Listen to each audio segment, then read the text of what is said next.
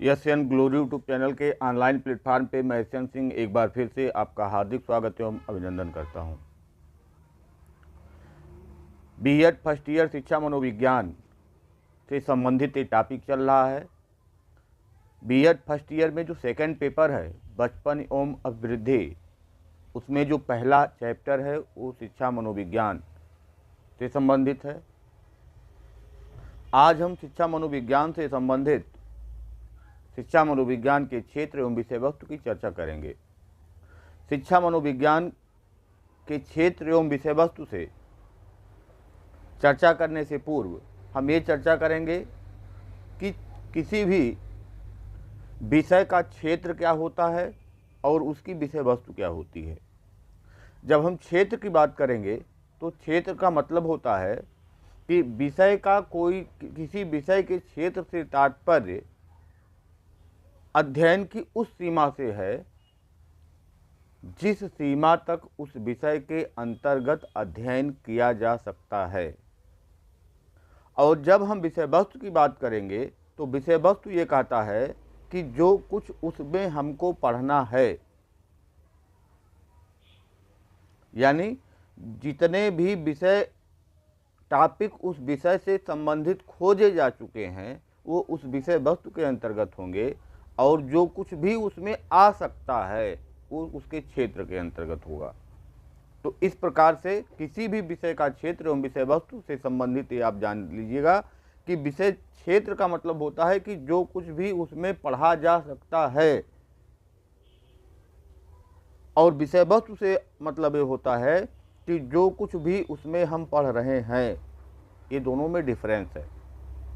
तो हम क्षेत्र एवं विषय वस्तु दोनों की चर्चा एक साथ कर रहे हैं। अब आप जानते हैं कि शिक्षा मनोविज्ञान, क्योंकि आपने अर्थ पढ़ा, परिभाषा पढ़ा, आपने विशेषता पढ़ा, आप उसके उद्देश्य पढ़ चुके हैं, तो आप उससे संबंधित बहुत सारी चीज़ें जान चुके हैं। इसके पहले के क्लास में हम इन सब टॉपिकों पे चर्चा कर चुके हैं। तो यहाँ पे जो हम चर्चा करेंगे वो शिक्षा मनोविज्ञान की जो क्षेत्र है और उसकी जो विषय वस्तु है उसके बारे में हम चर्चा करेंगे। तो सबसे पहले हम चर्चा ये करते हैं कि शिक्षा मनोविज्ञान है क्या। तो आप जानते हैं कि शिक्षा और मनोविज्ञान दो शब्दों से मिलकर के बना हुआ है। शिक्षा का अर्थ होता है कि मानव व्यवहार का परिमार्जन करना, और जो शिक्षा मनोविज्ञान का अर्थ होता है कि मानव व्यवहार का अध्ययन करना। यानी जब शिक्षा मनोविज्ञान की हम बात करेंगे तो मानव व्यवहार का अध्ययन कर उसमें परिमार्जन करने का काम शिक्षा मनोविज्ञान करता है। शिक्षण अधिगम प्रक्रिया या शैक्षिक वातावरण में, शैक्षिक परिवेश में मानव व्यवहारों का अध्ययन कर उसकी समस्याओं को दूर करना, ये शिक्षा मनोविज्ञान का कार्य होता है, जो मूलतः शिक्षक, शिक्षार्थी और जो शिक्षण अधिगम की प्रक्रिया होती है उससे संबंधित होता है, और इसी का मनोवैज्ञानिक अध्ययन शिक्षा मनोविज्ञान करता है। आधुनिक जो शिक्षा मनोवैज्ञानिक हैं उनके अनुसार मनोविज्ञान का जो विषय क्षेत्र है एवं विषय वस्तु है वो निम्न प्रकार से है। सबसे पहला, वंशानुक्रम। जब तक एक बच्चे के वंशानुक्रम की जानकारी एक शिक्षक को नहीं होगी तब तक वह शिक्षक उस बच्चे को अच्छी तरीके से समझ नहीं सकता है। जैसे जो आधुनिक मनोवैज्ञानिक हैं उन्होंने कहा है कि ये जो बालक है वह वातावरण और वंशानुक्रम का परिणाम है। यानी जितना महत्वपूर्ण उस बच्चे के लिए वातावरण है उतना ही महत्वपूर्ण उस बच्चे के लिए वंशानुक्रम है। वंशानुक्रम होता क्या है? बच्चा अपने पैतृकों से, यानी जो उसके पूर्वज होते हैं, उसके माता पिता, उसके बाबा, उसके दादा, उसके नाना, उसके नानी, इस प्रकार से जो उसके पूर्वज होते हैं उनसे बहुत सारे गुण और विशेषताएं वो प्राप्त करता है। बहुत सारी ऐसी आदतें होती हैं जो वहाँ से आती हैं।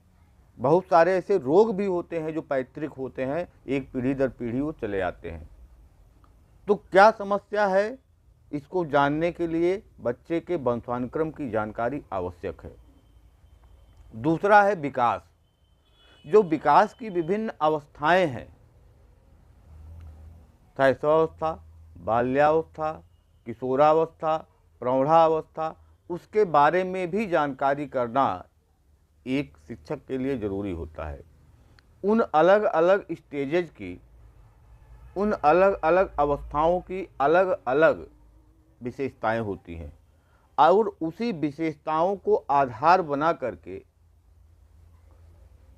एक शिक्षक शिक्षण का कार्य करता है।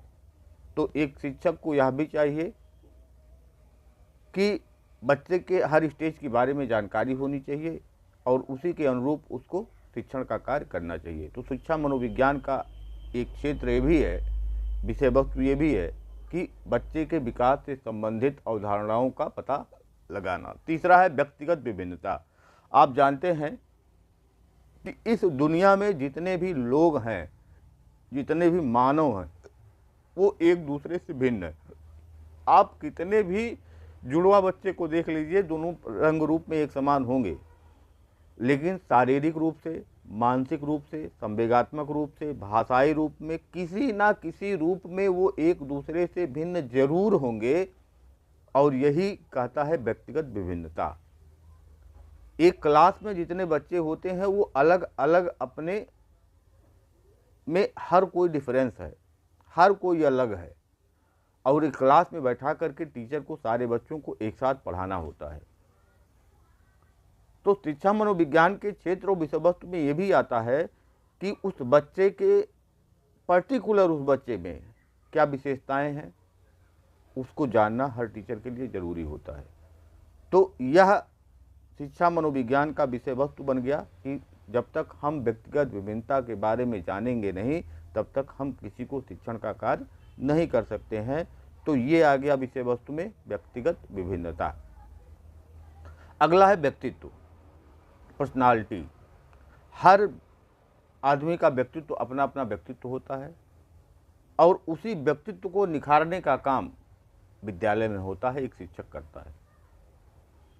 व्यक्तित्व का जब आप वर्णन पढ़ेंगे तो वहाँ पे कई प्रकार के व्यक्तित्व आते हैं, एक अंतर्मुखी, एक बहिर्मुखी और एक उभयमुखी।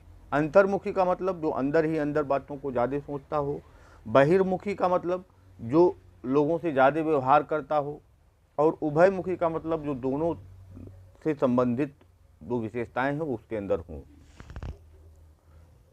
तो इसकी विषय वस्तु के अंतर्गत, शिक्षा मनोविज्ञान के विषय वस्तु और क्षेत्र के अंतर्गत व्यक्तित्व को भी रखा गया है, क्योंकि पर्सनालिटी को निखारने का काम ही एक विद्यालय का कार्य होता है, एक शिक्षक का कार्य होता है। अगला है विशिष्ट बालक।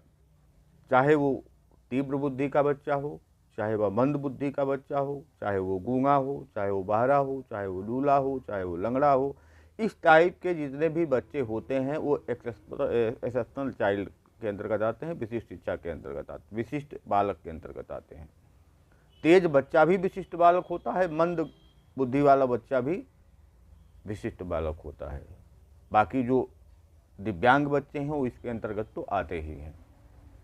उनके लिए शिक्षा की व्यवस्था किस प्रकार से किया जाए, एक मंद बुद्धि का बालक है तो उसको किस प्रकार की शिक्षा की ज़रूरत है, एक तीव्र बुद्धि का बालक है उसको किस प्रकार की शिक्षा की ज़रूरत है, एक अंधा बालक है उसको किस प्रकार की शिक्षा की ज़रूरत है, इन लोगों को विशेष प्रकार की शिक्षा की ज़रूरत होती है। और इसका जब हम अध्ययन करते हैं तो ये आता है शिक्षा मनोविज्ञान के अंतर्गत। छठा पॉइंट है अधिगम प्रक्रिया। शिक्षण अधिगम प्रक्रिया को प्रभावशाली बनाना, यह शिक्षा मनोविज्ञान के क्षेत्र के अंतर्गत आता है। किस प्रकार से शिक्षण अधिगम प्रक्रिया को प्रभावशाली बनाया जाए, वह कक्षा कक्ष सबसे अच्छा माना जाता है जिसमें टीचर के साथ साथ बच्चे भी सक्रिय रूप से भागीदारी करें।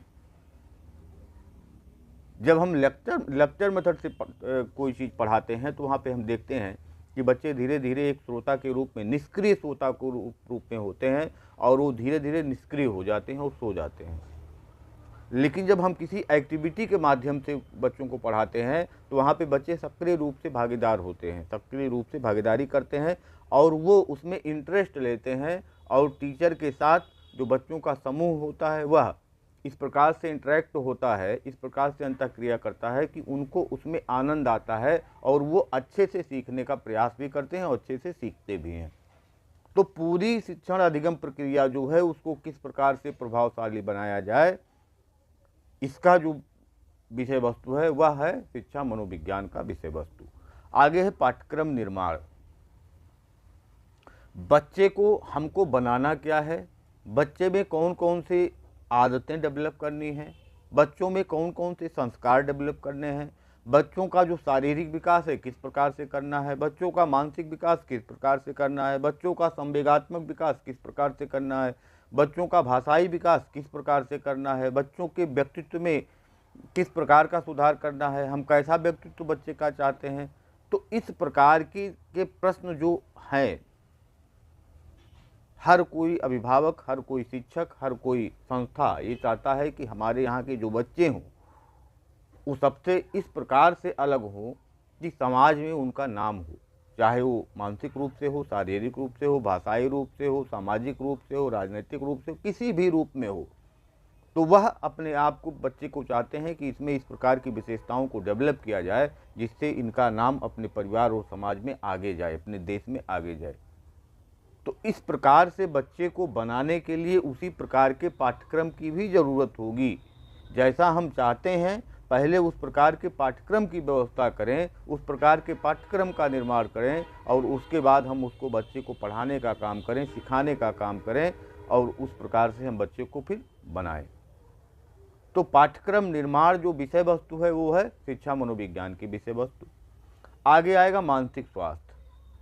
अच्छी शिक्षण अधिगम प्रक्रिया चले, इसके लिए ज़रूरी है कि एक मानसिक रूप से स्वस्थ शिक्षक शिक्षण कार्य करे और मानसिक रूप से स्वस्थ जो शिक्षार्थी है वो भी हो।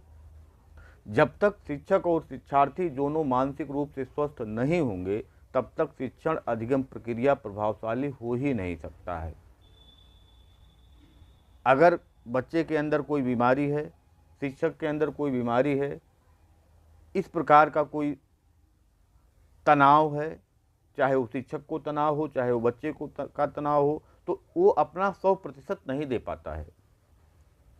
तो मानसिक स्वास्थ्य किस प्रकार से रखना है, मानसिक स्वास्थ्य को हम अच्छा कैसे रख सकते हैं, इसकी जानकारी भी शिक्षा मनोविज्ञान के क्षेत्र और विषय वस्तु में आता है। शिक्षण की तमाम विधियां हैं, कुछ शिक्षा की सामान्य विधियां हैं, कुछ शिक्षण की मनोवैज्ञानिक विधियां हैं।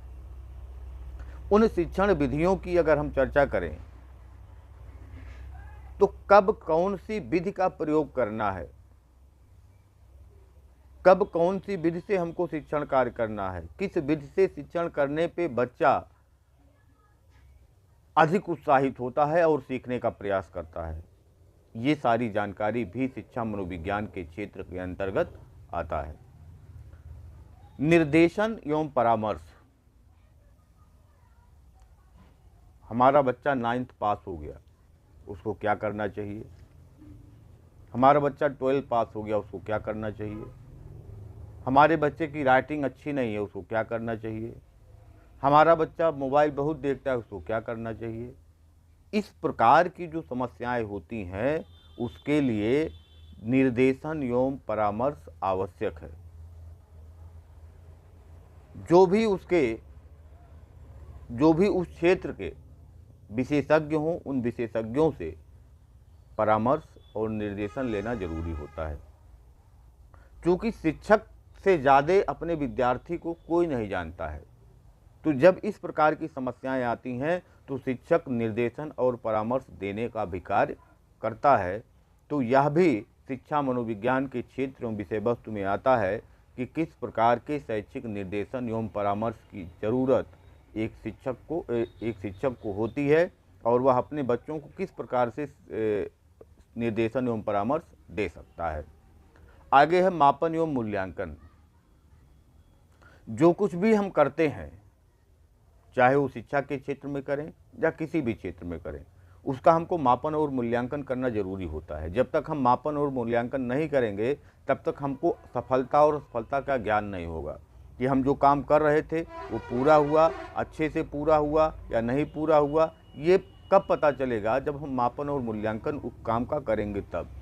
उसी प्रकार से शिक्षा के क्षेत्र में भी जब हम पढ़ाने का काम करते हैं तो चाहे वो चैप्टर वाइज हम पढ़ाएं, चाहे वह यूनिट वाइज हम पढ़ाएं, तो प्रत्येक चैप्टर के बाद या प्रत्येक यूनिट के बाद या प्रत्येक सप्ताह या प्रत्येक महीने इस प्रकार से एक व्यवस्था बननी चाहिए कि जो कुछ भी हमने सिखाने का काम बच्चों को किया है उसका मापन तथा मूल्यांकन हो, जिससे पहले और अब के बीच का जो अंतर है वो स्पष्ट हो और ये पता चले कि जो कुछ भी काम हमने अभी तक किया वह सफल रहा या असफल रहा। अगर सफल रहा तो ठीक है, अगर असफल रहा तो उसमें कौन कौन सी कमियां रह गईं और उन कमियों को हम किस प्रकार से दूर कर सकते हैं। या हो सकता है कुछ बिंदु पे वह सफल माना जाए और कुछ बिंदु पे वह असफल माना जाए, तो जहाँ पे असफलता हमको मिली है उसमें किस प्रकार से सुधार कर सकते हैं, या जो सफल भी हुआ है उसमें हम और सुधार की गुंजाइश किस प्रकार से कर सकते हैं, इसकी जानकारी हमको इसमें होती है। और लास्ट पॉइंट इसका है शोध के क्षेत्र एवं विधियाँ। हमको पता है, आपको भी पता है, शिक्षा मनोविज्ञान जो है वो मनोविज्ञान का ही एक पार्ट है, एक भाग है, एक उसकी शाखा है जो उससे अलग है और धीरे धीरे स्वतंत्र विषय के रूप में स्थापित हो रहा है। तो जब ये अलग विषय बनने का प्रयास कर रहा है अभी, तो इसके अंतर्गत स्कोप भी बहुत है और उस स्कोप को हम खोजने का काम कैसे करेंगे? इस स्कोप को खोजने का काम हम जब शोध, उस क्षेत्र में शोध होगा तभी हम कुछ नई चीज़ें ला करके उसमें समाहित कर सकते हैं। तो अभी शिक्षा मनोविज्ञान का क्षेत्र जो है वो नया क्षेत्र है, इसमें लगातार शोध का कार्य हो रहा है और शोध का कार्य इस प्रकार से हो रहा है कि ला करके उस क्षेत्र को हम इस शिक्षा मनोविज्ञान के क्षेत्र में जोड़ने का काम करेंगे, उसके विषय वस्तु में जोड़ने का काम करेंगे। इस प्रकार से हमने सीखा कि शिक्षा मनोविज्ञान के क्षेत्र और विषय वस्तु के अंतर्गत क्या क्या चीज़ें आती हैं। सबसे पहले वंशानुक्रम, फिर विकास, फिर व्यक्तिगत विभिन्नता, फिर व्यक्तित्व, फिर विशिष्ट बालक, अधिगम प्रक्रिया, पाठ्यक्रम निर्माण, मानसिक स्वास्थ्य, शिक्षण विधियाँ, निर्देशन एवं परामर्श, मापन तथा मूल्यांकन, शोध के क्षेत्र एवं विधियाँ। इस प्रकार से ये कुल 12 पॉइंट में हमने इसका डिस्कशन किया कि शिक्षा मनोविज्ञान का क्षेत्र क्या है या शिक्षा मनोविज्ञान की विषय वस्तु क्या है। अब इसके अगले क्लास में हम चर्चा करेंगे कि शिक्षा मनोविज्ञान का कार्य क्या है, उसकी आवश्यकता क्या है और उसका महत्व क्या है। अगर आप शिक्षा से संबंधित कोई भी पाठ्यक्रम, चाहे वो बीएड हो, चाहे डीएलएड हो, चाहे यूपी टेट हो, चाहे सीटेट हो, चाहे डीएसएसबी हो, चाहे केबीएस हो, एनबीएस हो, कोई भी पाठ्यक्रम अगर आप तैयार करना चाहते हैं, कोई भी किसी की भी परीक्षा देना चाहते हैं, तो आप हमारे साथ जुड़ करके तैयारी कर सकते हैं। अगर आप चैनल पर नए आए हैं तो चैनल को लाइक करिए, सब्सक्राइब करिए और अपने दोस्तों में शेयर जरूर करिए। लगातार इस प्रकार की कक्षाएं आपको मिलती रहेंगी। धन्यवाद, नमस्कार।